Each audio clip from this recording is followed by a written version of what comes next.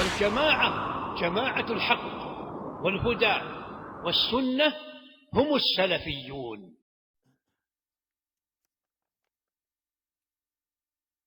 What advice can you give to sisters or mothers who are raising young children, nursing, cultivating, home educating, struggling with stress of being in the West, trying to make Hijra, being on top of home and house duties, struggling to make time to study the deen, and things are not as they used to be before they had children? Of course, what you are doing, my sister, in raising your children to the best of your ability and striving in that regard, there is an immense reward for you in that. And this is your mas'uliyah. Kullukum ra'in wa kullukum mas'ulun an ra'iyatihi. Each one of you is a shepherd, and each one of you is responsible over his flock. So the imam is a ra'in, meaning the Muslim ruler. Then he has authority and he is responsible, and he will be questioned about his responsibility. The husband, or the rajul, or the man, is responsible over his household, over his family, and he will be held responsible. وَالْمَرْأَةُ رَائِيَةٌ. And the woman, then she is likewise a shepherdess over the house of her husband, and she'll be questioned regarding that. So this is your mas'uliyah. Outside of this, priority for you is that you, meaning that outside of this, looking after your family and looking after the household of your husband and your children and so on, which is your responsibility, that wherever you can find time to study and to learn and to memorize, or to listen online to the durus and the lectures, do so, my sister. But this is your responsibility. This is the thing that will get you into Jannah. Why? Because Allah has given you this responsibility. Any woman who prays her 5 daily prayers, fasts the month of Ramadan, protects her private parts from lewd conduct, and she is obedient to her husband, it will be said to her, Yawm al-Qiyamah, enter into Jannah through whichever of the doors of paradise that you wish. So what do you have to do, my sister? What you have to do is look after your responsibility. You have to protect the honor, your own honor and the honor of your husband. Look after the home. الرجال قوامون على النساء. So you don't have to worry about that side of it, meaning that the men are maintainers and responsible over women. And this is due to what they spend upon you. So you don't have to worry, my sister, about expenses, because your husband should be looking after you financially. So you don't have to worry about where the food is coming from, where the books to teach your children are coming from, who's paying the electricity bill, who's paying the gas bill, who's paying the water bill, who's putting the food on the table. That's the responsibility of your husband. Why? Because that's his responsibility as a man. Your responsibility as a woman is to look after the home, keep it tidy, keep it clean, keep the children clean, keep them washed, bathed, clean clothing, clothes ironed. Make sure that if they go to a Salafi school, that they have a lunch ready that is healthy, that you wake up every morning and you cook for them and you make their sandwiches ready and you prepare them. This is your jihad, this is your struggle, this is your striving, for which you cannot imagine the reward that comes to you. You can't imagine, my sisters, you know, like the sister said here, struggling to find time to study and so on. Yes, you will struggle, because life is a struggle. It's not a bed of roses. Life is about striving and struggling. If you want peace and quiet, that is in Jannah. Inshallah, may Allah put us there. But this life is toil, it's striving, it's struggle. It's seeking knowledge and acting upon what you know. Don't look, that you are imagining that a day will come when all of this will go and you're just going to live years of peace and quiet. Because the Muslim is constantly trying to better himself. What is Hajj except hardship? For the sake of Allah subhanahu wa ta'ala, you leave your families behind. You spend on your wealth, you spend from your wealth. And you go and perform Hajj for the sake of Allah subhanahu. That's not an easy affair. These affairs are hard for a husband to go out every morning, 7 o'clock in the morning, and doesn't come back till 7 in the evening, working and working and working to get a wage so he can feed his family. Then he comes home, let's say at 7, by 8 o'clock, he's back out again to the dars, and he says, wife, do you want to come with me? That's not easy for a man, but he has to do it. Because I can't do it. I can't be bothered. I just want an easy life. Life is not easy. Life has its struggles. So as men, we have to be ready for those struggles. As women, you have to be ready to nurse and cultivate and home educate your children if that's what it requires, because that is where your reward is. Don't shy away from it and don't look for times of ease. Yes, in the night you can rest. Pray Maghrib, then pray Isha, go to bed. Then get ready for the morning again, and so again. Yes, again. And then again. And then again. Because you only get one chance to raise your children. You can't look at your children at the age of 18 and say, I did it wrong, let me go back. There's no going back. You only get one chance from the day that they're born till the day that they become adults. Whether that's 15 or 16 or 17. Those years are delicate years. Divide them into 3, as some of the Salaf used to do. First 7 years, close to your children, play with your children. They can get away with a lot because they're young and they're playful. No problem. By the age of 7, 5, 6, 7, you're already preparing them and they're following you in the prayer. Okay, they don't have wudu. And they're half naked. Doesn't matter. But they're following you in the wudu because they want to be like mom and dad. And they climb on your back and they play with you. No problem. When the age of 7 comes, you command them. This is how you make wudu. Politely, nicely, teach them. Friendly, kindness, generosity. Teach them how to pray at the age of 7. 7 to 14 is the age of discipline and learning and studying. Learning the Quran, memorizing the Quran, learning the Sunnah, studying the Sunnah, good manners, good behavior. Respect for parents, respect for relatives, respect for grandparents, respect for uncles and aunts. Don't let them get away with it. It doesn't mean that you don't allow things to slide. You can slide, pretend that you don't know. That's fine. But in their general behavior and conduct, from 7 to 14, you are on them, disciplining them, teaching them manners, etiquette. From 14 to 21, it is suhbah.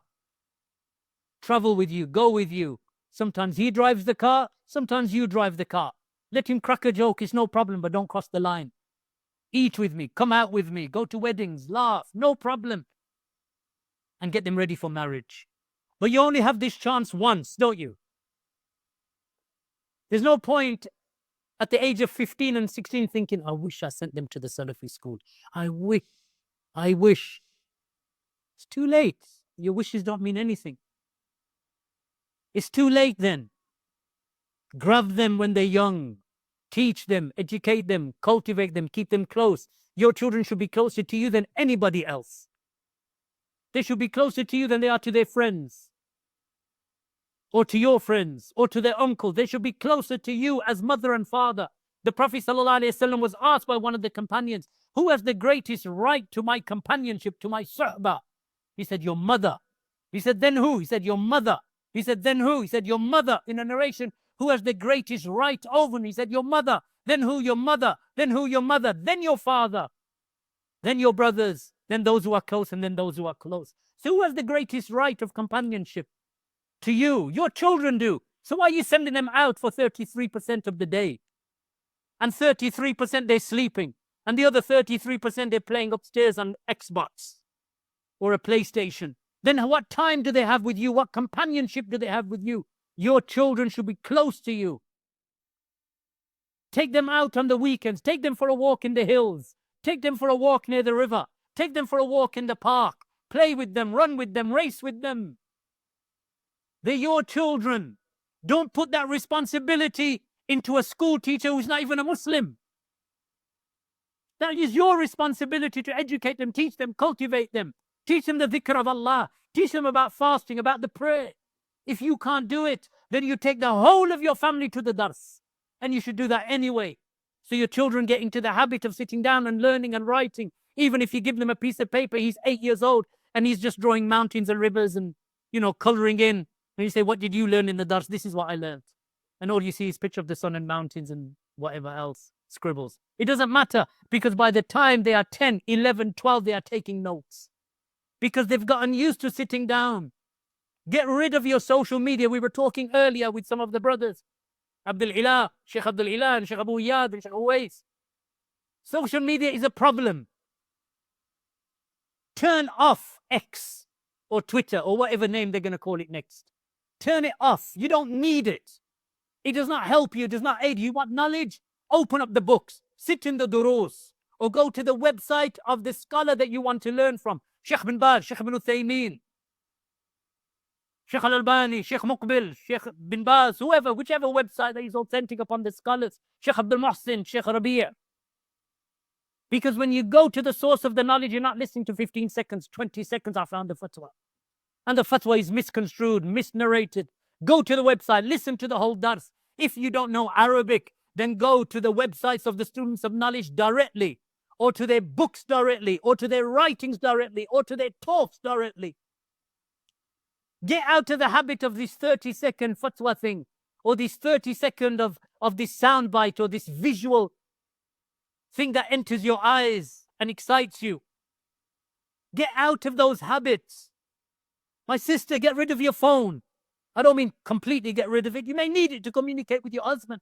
But other than that, keep away from social media. You don't need it. Focus upon your family. Focus upon your children. Get the dinner ready for your husband so when he comes in and he smells it, you see a big smile on his face. And then on the weekend, he'll take you shopping and buy you a new dress. Good. Because you have made him happy, he will make you happy. When you are happy and your husband is happy, the children are happy. Don't fight with your husband in public or in front of the children. Don't argue with your wife in front of the children. Try not to even admonish her in front of the children. Keep these affairs private from the children so they grow up in a happy home, in a home that is cultivating and nurturing. Being on top of home duties, my sister, this is all about house management. We used to learn it. Yes, even as boys, they used to put us in a class, it was called domestic science. To domesticate the children to learn how to use an iron, how to bake, how to turn on the cooker. No microwaves in those days. It's not about making microwave food for your children. So now you've got double, triple freezers because you're not cooking anything fresh. It's all about reheating. Defrost, reheat. Defrost, reheat. Use the microwave. No. Get some cookbooks. Enjoy your life at home, my sister. Hijra. Yes, make hijra. But hijra takes planning. Think about the country that you come from. If you come from Morocco, think about going back to Morocco. If you live in Somalia, think about going back to Somalia. If you come from Egypt, think about Egypt. Pakistan, think about Pakistan. Go and visit. Look for the Salafi communities. Take a flight. Take your wife. Take your children. Spend a weekend in Morocco. Spend a week or 2 weeks in Pakistan or in Egypt or in Somalia. And then think to yourself, when you come back, now you've got a better clear vision of what it's like in those countries in small Salafi communities, because those communities over there are small pockets of communities. It's not like Birmingham. It's not like Manchester. It's not like East London where you can get 1,000, 2,000 in Birmingham, up to 7,000 Salafis at an event. Those are small communities, maybe 20, 30, 100, 200 people. So if you go there, you get an idea, you hear the adhan every day, every prayer. Then you come back and you sit as a husband and wife and say, how do we get ourselves over there? Even if it's for a year or 2 years or 3 years, how do we get to Saudi Arabia? Maybe I have a qualification or a degree that can help me get a job in Saudi. I want to go Saudi or Kuwait or the United Arab Emirates or Qatar. They're all Muslim countries that I can make it to. Even if I don't have an heritage to a Muslim country, maybe I can get a job out there. I'll take my wife and kids. Imagine what 2 years in Saudi Arabia will do to your child. 5 years, 10 years. I know brothers who have raised their children in Saudi Arabia, Pakistanis and Bengalis and Moroccans. 30 years in Saudi Arabia, their children have not known Britain. But their parents were born in Britain. Hijra is a viable option for the one who is a thinker and a planner and strives and struggles and makes dua to Allah. So this is my advice to that sister and to the families generally living in the UK. There is much that you can do. We sometimes, Wallahu musta'an, we look at something and we think it's too hard. Let me go back to Twitter. Let me see what's on YouTube. Delete YouTube. Delete Twitter. Focus on your life. Sit with your husband. Sit with people in the community who can help you and you will benefit from. Most of the fitan that we see, it's all online. It's in cyberspace, on the ground. Look at this gathering here today. This is real. This is true. These are men and women sitting, establishing bonds and brotherhood and network. This isn't some cyber relationship. This is what it means. Humanity and brotherhood, ukhuwa and mahabba and ulfa, affection between Ahlul Sunnah. We need more of this, and we need it constantly. We need to drag ourselves away from that which is basically being hoisted upon us by the kuffar and by the enemies of Islam, that we just keep ourselves busy on cyberspace, and eventually, if we don't win them physically, we'll win them mentally, ideologically, because they're watching what we want them to watch on Instagram or on Twitter or on Facebook or on YouTube or on TikTok. And that's all. Delete these apps off your phone. You have websites that you can go to directly. SalafiSounds.com. You can go there, and all of the other related websites of the people of Sunnah and Salafiyah, whether they are websites of du'at and students of knowledge, or the scholars that we take from those who I've mentioned. Get yourself trained upon that, nurtured upon that, cultivated upon that, and focus on your children. You get one chance. Don't blow it. May Allah subhanahu wa ta'ala give us tawfiq, wa billahi tawfiq. Wa jazakumullahu khairan. Walhamdulillahi rabbil alameen. Wa sallallahu ala nabiyyina Muhammad wa ala alihi wa sahbihi ajma'in.